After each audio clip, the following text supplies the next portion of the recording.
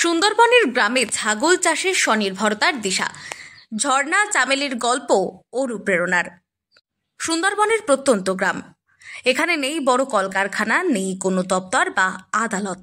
নদী, খাল, বিল আর ম্যানগ্রোভের বনের মাঝে মাছের ভেরি ঘেরা গ্রাম্য পরিবেশে দিন কাটে মানুষের।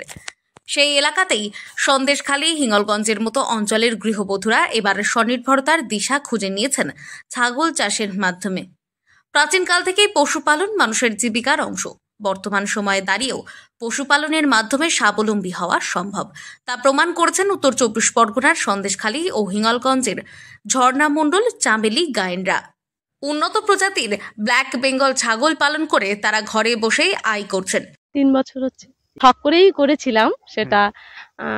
করতে করতে অনেকটা এরিয়া আছে তো আমাদের, মানে প্রচুর ঘাস হয়, যার জন্য শখ করে করতে গিয়ে এটা একটু বড় হয়ে গেছে।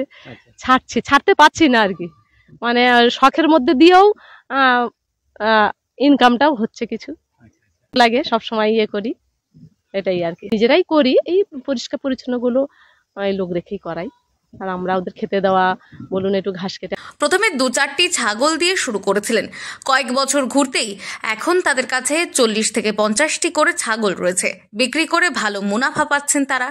তবে তার কাছে বেশিরভাগ ব্ল্যাক বেঙ্গল ছাগল থাকলেও ব্ল্যাক বেঙ্গল ছাগলের পাশাপাশি বেশ কিছু বিদেশি প্রজাতির ছাগলও আছে। দিয়ে দিয়ে নিচে ওয়েটটা বুঝতে পারি বা বুঝতে পারি, এর জন্য এবার ডাকলে যে আসবে এটা আসে, মানে সেটা কোনো সমস্যা না, ডাকলে চলে আসবে, ওরা সবাই মিলেই চলে আসে বেশিরভাগ।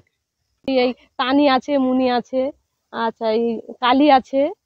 সুন্দরবন এলাকার গ্রামের বধূরা বর্তমান সময়ে স্বাবলম্বী হওয়ার জন্য সরকারিভাবে ছাগল বা তার খাদ্য প্রদান করা হয়।